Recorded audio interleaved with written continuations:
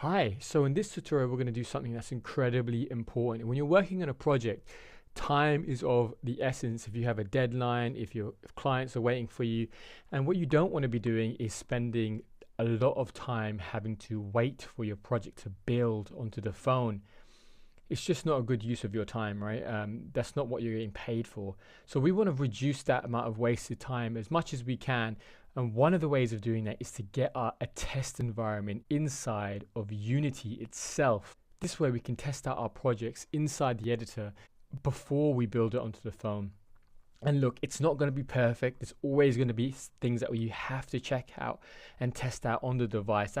That goes without saying, but there are some things that we may as well test in the editor beforehand. Now, it might be a case that ARFoundation in the future actually incorporates something themselves, but until then, I figured this is something that I should show you. In fact, I think it's so important, and that's why I put it in one of the free preview videos, because I just think that even if you're not going to get the course and you're just interested in augmented reality, I think you need to use this anyway. So I hope that this helps you regardless of whether you choose to buy the course or not. I think it's just fundamental to being able to speed up that process.